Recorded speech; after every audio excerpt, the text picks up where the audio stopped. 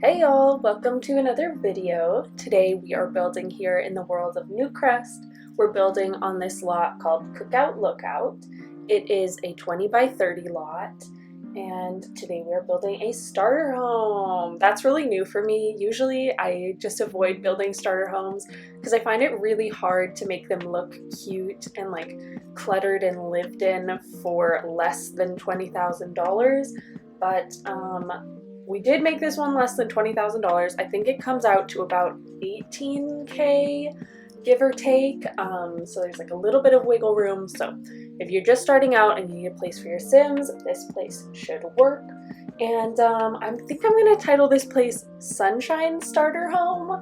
I was just in the mood to build something bright and yellow.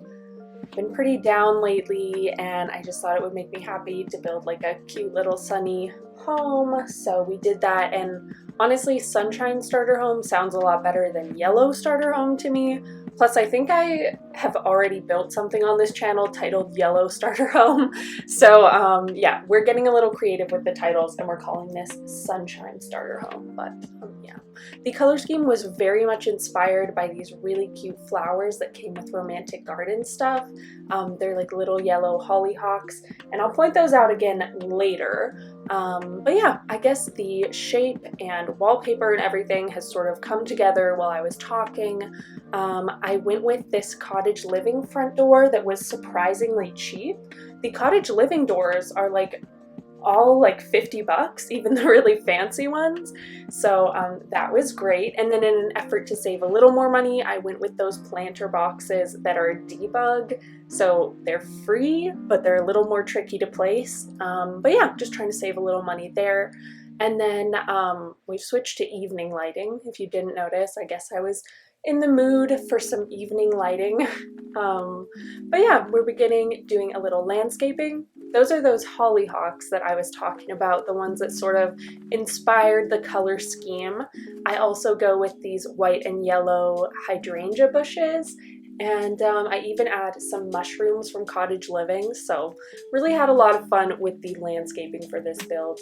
Everything that I use for the landscaping is actually free. It all came from the debug menu, except for the hollyhocks. I just really thought they were cute and there was no free version of those. So now I am just fencing in the backyard, and I gotta be honest, that was a very expensive choice. Usually I go with a debug fence because again, it's free, but I really wanted like a white fence just to go with the color scheme, and none of the debug fences were the right colors, so I splurged a little bit and I spent like $1,000, maybe more, on this fence. And I'm just adding a few last little touches of landscaping. These stepping stones are free, they're from base game, and I love to use them to make cute little pathways.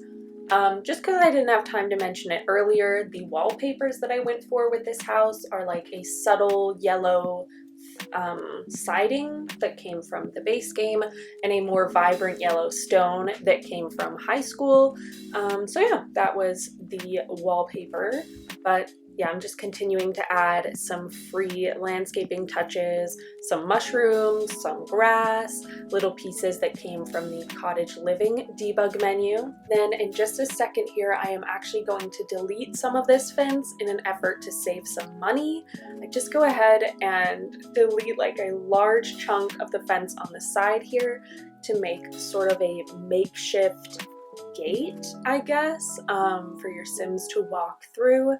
I do go in and add some debug fencing pieces there to sort of make it look like the fence is, you know, not in perfect condition, but that does save us a little bit of money, and I like the detail there. I also make the house slightly smaller to save a little money as well, because I was getting a little worried about the budget at this point. And then here in the front yard, we add some of those cute little debug fencing moments as well. And I just thought that sort of brought it all together and added a little bit of cute detail. But anyway, we are laying out the floor plan here. This house is 1 bedroom, 1 bath, so you could have a single sim or a couple live here. I'm adding a bunch of accent walls right now with that vibrant stone from the exterior to add a little bit of visual interest, because I knew from prior experience building with a 20K budget that I was not going to have a lot of wiggle room for wall art. Anyway, this front entryway slash living space I decided to furnish with these eco lifestyle couches that are really cheap. Little life hack if you're trying to build on a budget, the eco lifestyle stuff is really great. That television I just placed was like 20 bucks or something, so a lot of great economic options. I also got rid of the front closet that I had placed because that was like 800 bucks, and I replaced it with those 2 cottage living doors. So it's not a functional closet, but it actually looks cuter in my opinion, and it saved us like hundreds of dollars. I added a mural above the TV from Industrial Loft Kit. It's only like 5 bucks.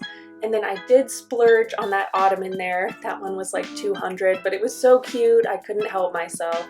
Anyway, we are moving on into the bedroom now. And normally I don't like to reuse items in the same house if I can help it, but I did reuse this mural from the living room as well as the rug, just because they're 2 really affordable choices, and again, really tight budget.